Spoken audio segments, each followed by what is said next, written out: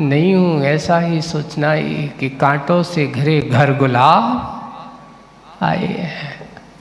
ये है ज्ञानियों का जीवन।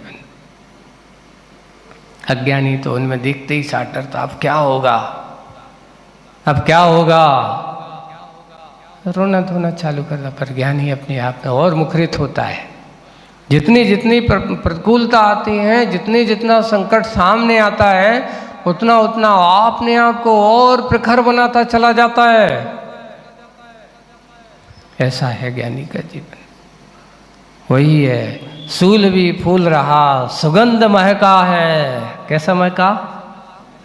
सुगंध से महका, और अच्छी गंध महकाता हुआ। निराग निरंजन में किसमें महक है? किसकी महक? देखिए, एक जड़ पदार्थों से आने वाली महक, और एक वो महक जो अपनी आत्मा के अंदर की सुगंध से भरपूर है। उसकी आनंद, उसका रस जिसको आने लगे, समझ लेना वही रस उसके आनंद का कारण है। इसलिए उसको कहा, दुनिया के आनंद में सबसे बड़ा आनंद कौन सा है बताओ? तो बोले कि निजा आनंद से बड़ा दुनिया का आनंद और कोई नहीं हो सकता। सामने अगर अच्छे से अच्छी द्रव्य रखा हो, अच्छे से अच्छी चीज रखी हो, और आदमी का अच्छे जोरों से बुखार चढ़ा है, आप लोग अनुभव कर रहे हो ना, और मुंह कड़वा हो, और उससे कहो कि ये बहुत अच्छा रसगुल्ला बना है, खाओ, तो कहते हैं जब मुंह में कड़वापन भरा हो तो रसगुल्ला भी कैसा लगता है? कड़वा लगता है।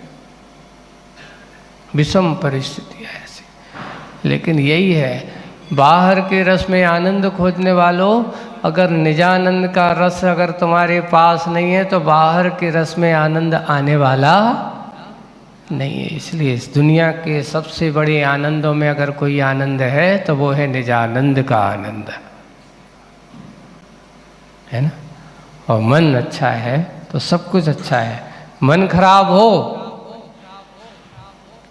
तो सब कुछ खराब हो जाता है। इसलिए आज के समय में व्यक्ति की कीमत और व्यक्ति का जो महत्व अगर कुछ है, तो सबसे बड़ा महत्वपूर्ण आपके पास चीज अगर है तो वो है तुम्हारी अपनी आत्मा। उसका महत्व समझने की कोशिश करिए। हम उसको प्राथमिकता ना देकर के किसको प्राथमिकता देते? जो महत्वपूर्ण नहीं है उसमें हम महत्वपूर्ण बना देते हैं, जो महत्वपूर्ण है उसको हम भूल जाते। मोही यही, इसी को कहते मोही। इसलिए निरागता, निराग निरंजन स्वरूप को समझो। राग रंज अपना नहीं है, ये राग भाव तुम्हारा अपना नहीं है। निरागता ही जो चिर से पला। आत्मा का स्वभाव क्या है बताओ? ज्ञान और दर्शन है। एक बहुत अच्छी बात है। स्वभाव से आत्मा कैसी है? ज्ञान दर्शन वाला। अब स्वभाव की अपेक्षा से वीतरागता आत्मा का लक्षण है। राग करना आत्मा का स्वभाव नहीं है। तो फिर महाराज ज्ञान और दर्शन दो ही आत्मा के स्वभाव हैं, तो फिर ये कसाय भाव कहाँ से आ गया? ये मोह भाव कहाँ से आ गया? ये विषयों के प्रति आसक्ति रूप परिणाम कहाँ से आ गया? ज्ञान दर्शन ये दोनों हैं। वही देखिए, ज्ञान और दर्शन तुम जैसी संगति में बिठाओगे वैसी संगति का असर उसके ऊपर पड़ता ही है। ये बताओ, एक वही आत्मा ज्ञान संपन्न है, त्रिंच गति में पहुंची, बंदर के पर्याय में पहुंच गई है, तो आज बंदर का स्वभाव क्या हो रहा है? उसका ज्ञान दर्शन उछल कूद में लगा हुआ है। अब तुमसे कोई कहे कि मनुष्य की पर्याय में तुम आए हो, तुम्हारी आत्मा भी ज्ञान दर्शन संपन्न है, तुम बंदर जैसे काम करके बताओ। बंदर जैसे तुम उछल कूद कर सकते हो? अगर तुम एक बार छलांग लगा के देखो एक पेड़ से दूसरे पेड़ पे, क्या होगा तुम्हारा? बंदर की तरह। बंदर तो ना जाने 1000 बार भी लगा दे पर उसके हाथ पैर नहीं टूटेंगे, लेकिन तुम एक बार लगाओगे तो नियम से तुम्हारे क्या टूटेंगे? दूसरी बार लगाने के लायक भी नहीं बचोगे, उठने लायक भी बचोगे कि नहीं? क्यों? क्योंकि वो स्वभावगत है, वो पर्यायगत है। लेकिन तुम अपनी पर्याय में अगर ऐसी उछल कूद करोगे तो तुम्हारा क्या होगा? सबका अच्छा है। एक पंछी से उड़ना सीख सकते हो, लेकिन तुम पंछी नहीं बन सकते हो, क्योंकि उसका स्वभाव पर्यायगत ऐसा हो जाता है। वो आत्मा का वैसा ज्ञान दर्शन उसमें ढल जाता है। वैसी दशा है। किसी ने पूछा कि आत्मा की परिणति कैसी है, ये समझ में नहीं आती। नाना प्रकार की परिणति है। अरे आप लोग ही जब एक छोटी सी उदाहरण दे करके बहुत अच्छा समझाया गुरुजी ने, आचार्य जी का एक छोटा सा उदाहरण इस बारे में कि वो लोग क्या कहते हो आप, जैसे आपके घर पे आप लोग घी रखते हो, है ना? अब आपको पता है कि घी रखा है, तो कितनी तरह से रखते हो? कई तरह से रखते हो। पहले एक रखते, एक बड़े बर्तन में रखते हो, जैसे आपने लगा तो वो बोले कांच वाली बरनी का घी, है ना? फिर बाद में आया एक छोटा, बोले स्टील के डिब्बे में रखा हुआ घी।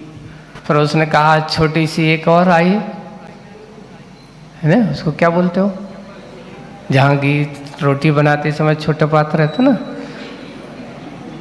पाई, परी बोलते हैं। हाँ, मंडू की बोलते लोग उसमें।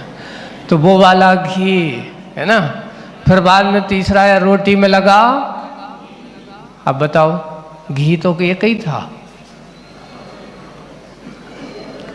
लेकिन तुमने क्या कर दिया? पात्रों में भरने के कारण से उस घी की पर्याय ही बदल दी, नामकरण ही बदल दिया। घी तो एक ही था, वैसे ही आत्मा भी एक ही है स्वभाव की दृष्टि से। लेकिन पर्यायों में अटक जाने के कारण से तुम क्या हो गया?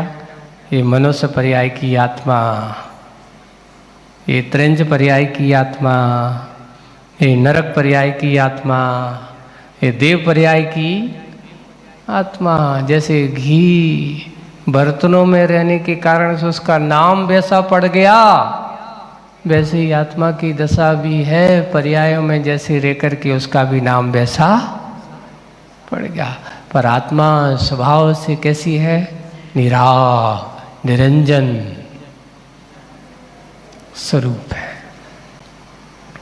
इसे राग रंज का शौक नहीं है, इसको अच्छा नहीं है। अब होश में हम मान लेते हैं, उसमें अपने आप को पहचान लेते हैं, उसमें इतने ममकार अहंकार में डूब जाते हैं कि बस मेरा जीवन यही है। तुम्हारा जीवन यही होता तो संसार में भ्रमण करते हुए नहीं होते। यह तुम्हारा अंत नहीं है, ना जाने अभी कितनी और चलना है। जिस दिन अंत आ जाएगा तुम्हें भगवान बनने में देरी नहीं लगेगी। इसलिए निराग निरंजन कब से? चिर से पला। आजकल से नहीं पल रहा हूँ मैं, एक समय से नहीं है, चिरकाल से मैं इसको पालता आ रहा हूँ। कब तक पालता रहूँगा? जब तक इस मोह की संगति में रहोगे तब तक पालते रहोगे। और जब तक तुम दूसरों को याद करते रहोगे, जैसे शुरुआत में रामदास को नाम लिया तो कौन याद आ गए? राम का नाम लो तो रामदास, भगवान की कही तो भगवान दास। पर को याद करते रहोगे तो नियम से भटकते रहोगे।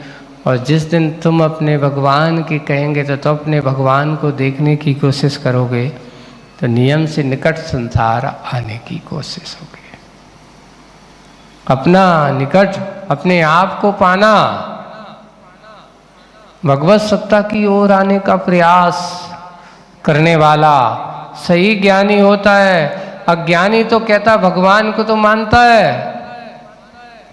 एक बात और है, आप लोगों से पूछा है कि एक व्यक्ति जैसे कहा है बिल्कुल वैसा सही है, भगवान ने जो कहा बिल्कुल यथार्थ में है, पूरा श्रद्धा है, सब कुछ है, लेकिन भगवान ने जैसा कहा है वैसा करने में उसका श्रद्धा नहीं है। ये बताओ, आज तक तुम्हें मालूम है कि इस धरती पर रत्नों का भंडार भरा पड़ा हुआ है। यहाँ रत्न के भंडार है, पर रत्न के भंडार को पाने के लिए आपको करना क्या होगा? खोदना पड़ेगा कि नहीं? हम लोग अभी कुछ समय पहले पन्ना गए, वहाँ पन्ने में पूछा, सुनने में भाई यहाँ तो हीरों की खदान है। बोले कि हाँ महाराज, हीरो की खदान है, हमें दिखाओ तो कहाँ है। तो हमने कहा, तो वे कहते महाराज जी तो खदान है, खेत जैसे थे। मैंने कि भाई खेतों में, हम तो सोच रहे थे कोई अच्छी गहरी गहरी जैसे कोयले की खदानें होती हैं, ऐसी हीरे की खदानें होगी। नहीं महाराज, यहाँ कोई ऐसी ज़्यादा नहीं, बस थोड़ी सी मिट्टी। तो कैसे करते हो भाई? कुछ नहीं महाराज, यहाँ पर इसकी मिट्टी की विशेषता है कि इस मिट्टी में छोटे छोटे ऐसे कण होते हैं, जो कण आपस में मिल जाते हैं, चमकशील होते, वे ही पत्थर का रूप ले लेते हैं। और आज से नहीं, सैकड़ों सालों से खुदाई चल रही, लेकिन यहाँ पर आज तक रत्नों की कमी नहीं। यही खदान में कई बार खुद चुकी है, कई बार पुर चुकी है, पुनः खुदना चालू हो गया, लेकिन फिर भी रत्न मिलते रहते हैं, हीरे वगैरह मिलते रहते हैं।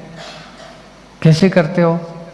हम खड़े हो गए, वहाँ जाकर देखो 50 आदमी लगे हैं काम पे। वे क्या करते हैं? पहले मिट्टी खोदते हैं, फिर उस मिट्टी को काहे से धोते हैं? उसके बर्तन रखे, पानी से धोए जाते हैं, अच्छे धो। एक एक पत्थर को यहाँ से लगा, जैसे ना भगवान को आप लोग स्नान करते बड़े अच्छे से धोते हो, ऐसे वे भी उसको पत्थर को ऐसा धोते हैं, ऐसा धोते हैं कि कहीं ये पत्थर में हीरापन तो नहीं है। फिर ढेर लगा देंगे सारों पत्थरों को, बैठेंगे आदमी, एक आदमी विजिटिंग करते रहता सबको।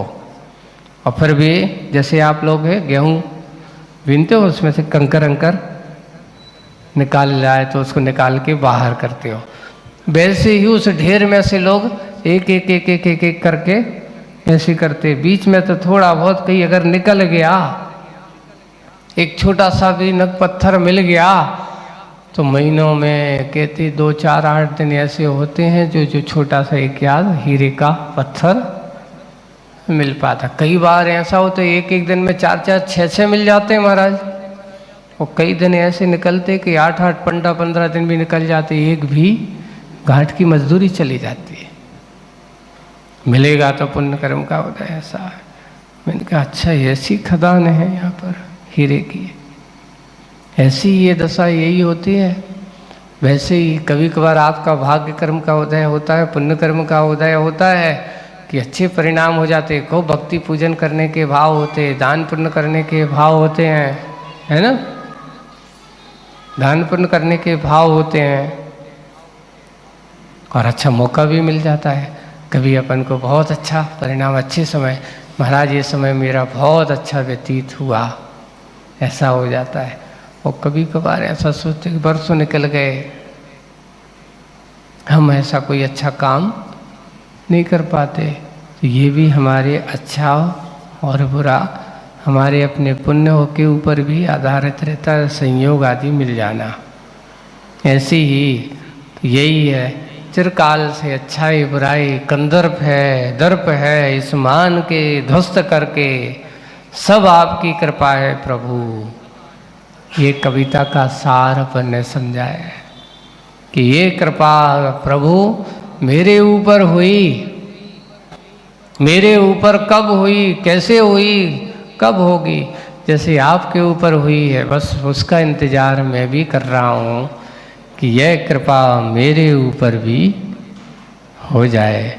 ये कविता जिसने अपन ने पढ़ा है, जिसका नाम था प्यास, ये आज अपन ने समझी। और यही कहूँगा, सारभूत बात यही है कि अपने जीवन का अंत हो तो आपकी इच्छाओं का भी अंत होना चाहिए। ऐसा नहीं कि हम इच्छाओं को बढ़ाएं, इच्छाओं को बढ़ाने वाला कभी भी उन इच्छाओं की पूर्ति नहीं कर सका। इच्छाओं को शांत करना ही सबसे बड़ा पुरुषार्थ है। इस जीवन काल में अगर तुमने क्या किया, तो जैसे आग को बढ़ाने में ईंधन डालना बहुत आसान है, लेकिन आग को कम करना है तो करना क्या होगा? एक ही उपाय है, ईंधन डालना क्या कर दो, बंद कर दो। क्यों? अगर तुम ये तृष्णा की आग में जितना जितना उनको पूरा करने की कोशिश करोगे, उतनी उतनी और बढ़ेगी।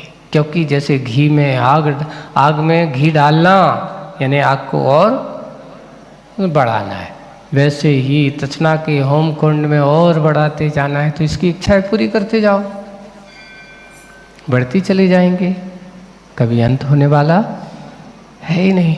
और करना क्या है? करना यही है कि इसके कंट्रोल करना है, तो तृष्णा में से अपने आप को दूर कर दो। नहीं, आज अष्टमी है, आज तो तुझे एक ही बार मिलने वाला है।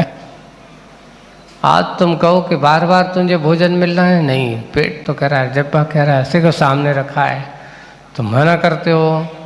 कुछ भी हो, नियम तो नियम है। ये अपने यहाँ जैन दर्शन की एक विशेषता है।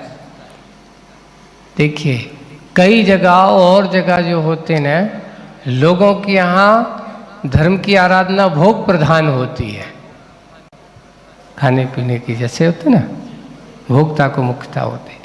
लेकिन अपने यहाँ भोग को नहीं, त्याग को मुख्यता दी गई है।